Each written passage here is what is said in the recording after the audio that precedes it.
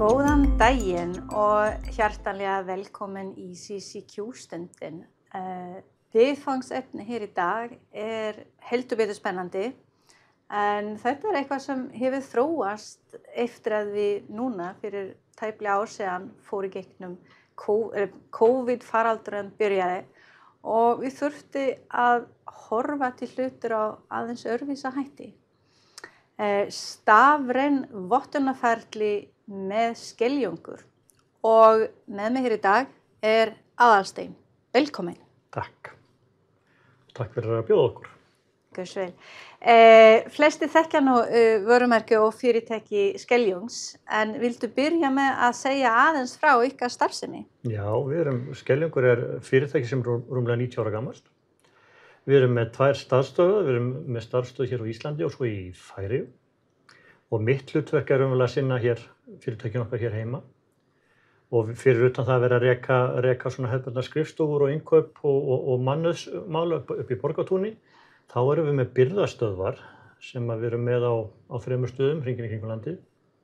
Og þangað koma olíubirgðaskip með olíu eða eldsneyti sem við dælum inn á tanka og geymum það þar vel og passum upp á gæði og alls konar hluti sem þarf að passa upp á þar. Og þessu eldsneyti svo dreift til viðskiptavina, annað tveggja með þá bílum sem keyra á bensínstöðvarnar okkar, eða þá að eldsneytinu dælt beint borð í skip sem leggjast þá að bryggju við birgðastöðvarnar. Þannig að þarna náttúrulega skiptir bara öllu máli að vera með verklagi í lagi og fylgja því sem sett fram. Já, ég trúi því. Þetta nú ótrúlega hættulegt efni sem að vera meðhandla. Já, þetta það. Og við höfum náttúrulega langan reynsla að vinna saman, Skeljungs og Origo og svo CCQ þá. Og við getum sitja hér í allan dag og tala, en við ákveðum hér í dag að leggja áherslu á það sem þú nýlega hefur farið í gegnum og heldur betur með Trumpi, við kemur aðeins inn á því seinna. En við horfum bara til CCQ, hvernig byrjaðu og hvaða einingar ertu að nota í CCQ í dag? Já, eins og ég sagði áðan, þá náttúrulega skiptir bara verklag öllu máli og við erum búin náttúrulega í gegnum tíðina að búa til verklag í kringum það sem við erum að gera. Þannig að við áttum heilmikið af efni sem var þá bara vistað í möppum og útgáfustýring var ekki raunverulega fyrir hendi og svo kynnust við gamla Focal. Já, einmitt, já. Og við komum inn í CCQ þar í gegn.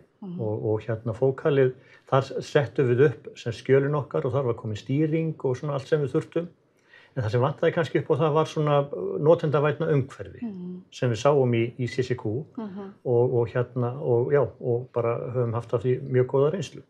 Já, einmitt, og hér má man kannski segja að hér var líka svolítið teknilega þróun því að Focal á sínum tíma það var snjallt símum ekki eða spjald tölvum ekki sérstaklega venjulegt, en segðu mér, hvernig vinna bílstjóran í dag? Já, við erum alltaf þannig sett að það hafa ekki allir skrifborð og tölvuskjá hjá okkur. Akkurat. Bílstjórnir okkar eru bara mikið út á örkinni og þeir eru þá með símann sinn. Og þetta kannski ekki þannig að menn séu endalaust að skoða verklagsreglur í símum, en það sem kannski mest notað í símanum eru ábendingarnar. Já, einmitt. Og sem sagt, við erum búin að vinna heilmikla vinnu í kringum uppsetningu á ábendingum, þannig að þessi eru svona símavænar. Akkurat. Og náttúrulega lykilatriði að allir starfsmenn hafi aðgang að kerfinu. En þú sem sagt, þú gæða umhverfis og öryggistjóri hjá Skeljungur.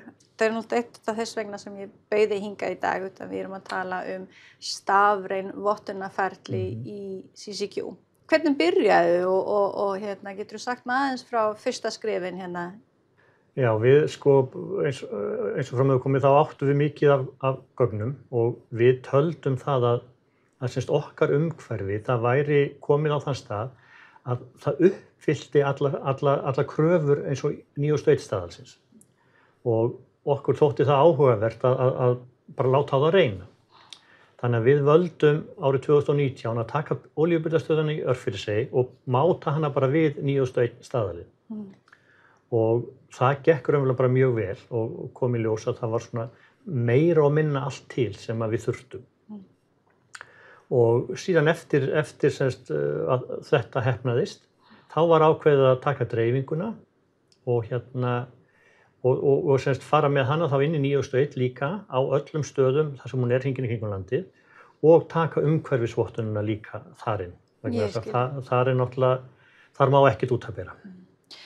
Hvernig fóruð þið á stað? Voruð þið einar og vinna í þessa skjalfestingu og vinna með skjölin eða voruð þið með einhverja ráðgjafi? Í upphafi og já, var ég með ráðgjafa sem að var mikill reynslu og viskubrunnur og þetta í fyrsta skipti sem ég að fara í gegnum svona vottun. Þannig að hann kom mér virkilega vel að stað og hjálpaði mér mjög mikið bara að skilja svona hvað staðarinn væri raunverulega að fara fram. Þannig að við gætum svona teikna okkar umhverfi inn í staðarinn en ekki láta staðarinn gleypa okkur. Nákvæmlega. Og þú hefur náttúrulega unnið bæði með Focal og með CCQ þar sem þú byggir upp skjölin og þú með þessa rafræna samþykktarferli og útgáfustýring. En hvað, þú nefndi staðalinn. Staðalinn er hún innbyggð í CCQ eða? Já, og það held ég sé nú án þess kannski að þekkja hitt en maður hefur heyrt af því að sumir að halda utan þetta í kring með Excel-skjölum með einhverjum öðrum hætti. En í CCQ þá bara tengir skjölinn inn á staðalinn og þú sérð alltaf hvað komið langt í hlýtingu sem ég held að hljóta að vera bara ótrúlega gott og þægilegt að vinna. Það það sem þú vísar í að lesbarinu getur fylgjast með prósentum yfir hversu vel það komið með að tengja þetta við kaflaheitina í staðalinn.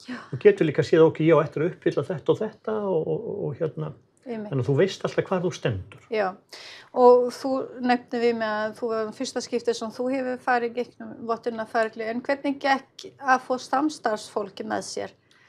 Heyrðu, það gekk nú bara ótrúlega vel. Við höfum náttúrulega bara heilmikla menningu í þessu og við erum í gegnum árin búin að vera að byggja upp náttúrulega bara mikla öryggis og gæða menningu hjá okkur.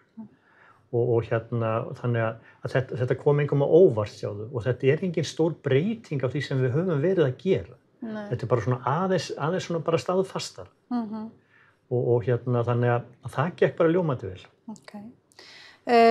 Við erum búin að tala um skjalfestingina, hún fyrir fram í geðhandbókina. Þú nefna aðeins ábendingar.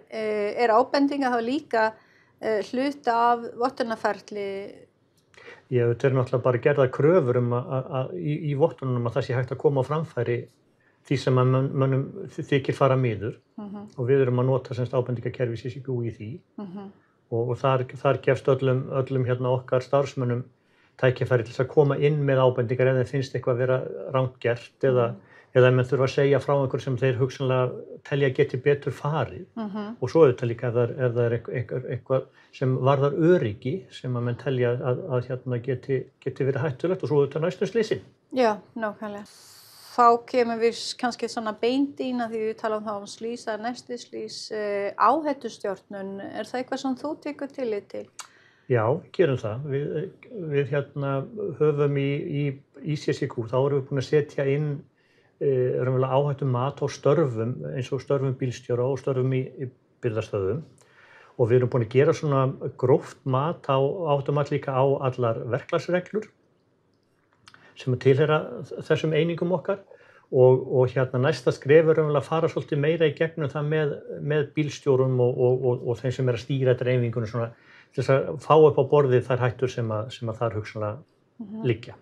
Ef ég myndi vera bílstjóri hjá Skeljungs, hvernig get ég að sé að það er einhver áhættu? Þú veist að tala um verklag, er það þá tekið fram eða getur þú lýsa aðeins hvernig það lítur út? Þetta er náttúrulega bara þannig að þegar þú opnar einhverja verklagsreglu þá kemur hún upp með lit. Hún kemur upp með lit, já, einmitt. Og ef það er grænn litur, þá segir þú bara, heyrðu, þetta er lagi og við hef bara venjulegt öryggi og svo kemur gult og þá þarf maður að fara að gera eitthvað meira og spyrja sig fleiri spurninga og jafnvel gera svona lítið staðar áhættumat hvar menn eru staddir og svo þetta rauða, það gerir ekki. Þá þarf þú bara að hafa samband við þinn yfirmann og þetta náttúrulega bara er það mitt hlutverk að passa það að það sé ekki skjöl með rauðum lit inn í kerfinu. Akkurat.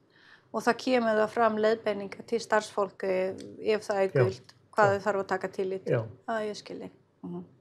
Þá hefur nú horfað til ringin hérna. Við erum búin að tala um skjalfestingin í geðhandbókina. Við erum búin að tala þá að fólk getur kalla inn eða tilkynna frábrigði eða ábendingar. En úttektir, það er líka eitthvað sem maður þarf að fara gegnum í ef mann er að fara í vottun eða hvernig er það? Já. Og eitt af því sem kemur inn með vottunum eru innri úttektir, krafum innri úttektir. Og sem að við höfðum, maður að gera innri úttektir alla daga en svona formlega þá hafði þetta ekki verið gert. Og leiðin sem að ég endaði í þar var að ég notaði skal ég segja frávikagreininguna til þess að búa mér til spurningalista og þetta er þannig uppsett hjá okkur að það er ekki til skjal í kerfinu sem ekki er tekið fram í verklagsreglu. Þannig ef ég er að taka úttekt á kerfinu okkar með að taka allar verklagsreglunar þá er ég að taka öll skjöl sem inn í kerfinu eru. Þannig ég fór þá leið að búa til sem sagt bara spurningalista sem ég kalla svo bara inn í úttektina og þar svara ég honum. Þannig að það á ég alltaf sögun, ég á alltaf allt sem að svörin sem kom í spurningalistanum og svo erum við í frávikaskráningunum og allir vinnu sem er hægt að framkvæma í kringum þær þarna inni. Að það erum við að nota. Þannig að það er tenging í úttektir yfir í frávikagreiningin þar sem þú getur að varpa inn spurningana. Já. Frábært.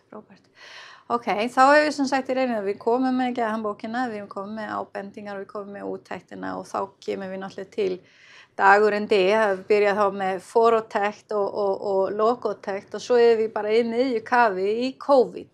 Já. Hvernig voru að leysa þetta? Þetta var náttúrulega bara stórt challenge að leysa og við stóðum frammi fyrir því að annarkvort segja bara við ætlum að fresta öllu þangað til COVID er búið eða segja, heyrðu nei, við ætlum ekki að fresta, við ætlum að halda áfram og við ætlum að finna leiðina til þess. Og ég var svo heppinn að vottunarstofan okkar og úttektastjórinn okkar er maður sem hefur gríðarlega mikla reynslu í þessu. Hann hefur þar að auki, hefur hann sem sagt staðfestingu á þekkingu á stafrænum úttektum frá erlendri vottunarstofu. Þannig að hann var bara algjörlega tilbúinn að fara í þetta með okkur. Og það styrkti mig í því að þetta væri framkvæmanlegt af því að hann var til.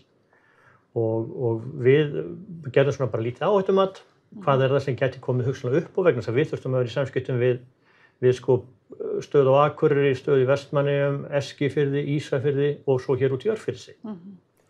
Og við fórum í gegnum það og það var bara svona tékkaði að símar væri í lagi og samband væri í lagi og auðvitað svo að starfsfólki vissi svona sirka ákverju það ætti von. Og við byrjuðum svo út í Örfirisey, þar sem að við gátum svona bara fysiskt séð alla hluti.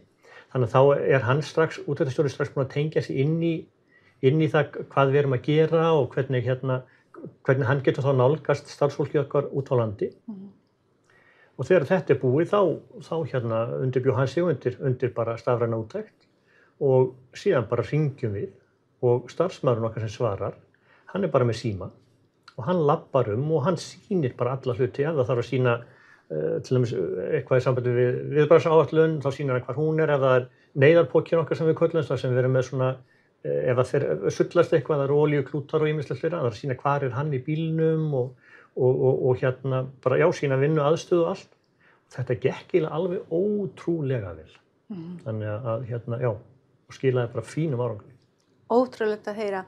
En teknilega séu þú tala að hann tengdi sig, vildu lýsa aðeins meira teknilega, hvernig var þetta skipulagt? Já, þetta er þetta bara þannig að úttektarstjórinn, hann hefur aðgang að CCQ. Hann fikk aðgang að CCQ? Já, hann hefur það og í staðinn fyrir að vera að senda endalega skjöl í pósti fram og tilbaka, þá erum við bara að vinna með skjölin í CCQ.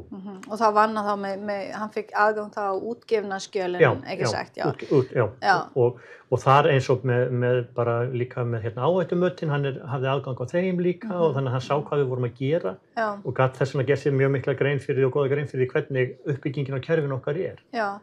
Hafði hann líka einhver áhuga að skoða ábendingana, tók hann einhverja stikkpröfur eða hann gerði það líka? Já.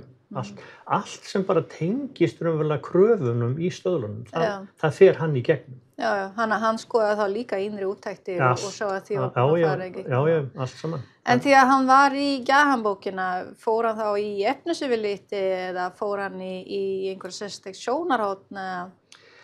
Hann fer í efnisyfirliti svona í það mesta og er þá fyrst og fremst bara að skoða verklagsreglurnar okkar af því að það er þær sem ég tengi við staðalinn. Akkurat, og svo skoða hann þá tilvísun til staðalinn. Tilvísun í staðalinn og svo í forúttektinni þá náttúrulega er hann bara samfærist það að það sé allt saman uppfyllt og það sem ég segja sé hluti af einhverju grein í staðalinnum og það sé rétt hjá mér. Já, einmitt. Það var náttúrulega að hann fikk aðgang að CCQ en hvernig nóður að tala saman? Þú nefnir símanum, voru þið með eitthvað meira eða hvernig? Við gerum þetta allt í gegnum Teams. Það gegnum Teams, allt í gegnum Teams og þá eru tengjast við bara. Hann var á sínum stað og ég á mínum stað og svo bílstjórinn eða sá sem var með okkur út á landi sem þá einhver sem hefur það hlutverk líka að vera aðeins í stýring á dreifingunni. Það raunverulega þarf að tryggja það að sá aðili, hann þekki þær verklagsreglur sem í gangi eru fyrir dreifinguna. Og með því að gera þetta svona líka þá erum kannski að fá meiri tengingu við starfsmennina. Það finnst svona sem ég held að sé bara mjög mikilvægt. Já, ég held það líka. Og þá má kannski bara segja að síminn, hún var náttúrulega eyra og augu. Já, það var bara þannig. Ótrúlegt, já. Það er alveg ótrúlegt. Svona bara hægt að gera ef maður hugsa pínu út fyrir kassan. Nákvæmlega. En þetta var núna lappað það í gegnum forúttekt og logótekt og að þessi hætti þetta. Heldurðu að þetta er nýja normal? Þetta verður svona framhaldinu eða? Já, ég trúi eiginlega ekki þessu. Nei. Ég trúi eiginlega ekki öðru sko og ég held að mörguleyti þetta sé bara skilvirkara líka. Það er náttúrulega, þú losnar við hellingsferðalög. Já, nákvæmlega. Fyrir utan það, þú ert að spara bæði tíma og peningi í þessu. Tíma og peningi. Og líka þetta að þetta reynir svolítið líka á starfsmannin sem á starfsstöðinu, að passa upp á sjónarhorninu og finna og vita hvað er verið að spyrja og þannig ég held að þetta er nýja normið. Ég veit að þú hefur fengið skírteini í hendina, en hvernig gekk svo úttektin? Mér er sagt hún hafi gengið mjög vel, en þar sem þetta var svona mín fyrsta, þá svo sem hef ég engin viðmið, en við förum í úttekt raunverulega að fá niðurstöðu án frávika. Án frávik? Já, og bæði á 14. og 9. staðli. Vá, það hef ég aldrei heyrt áður, þá hefur það gengið bara mjög vel. Já, allavega, við vorum mjög stolt.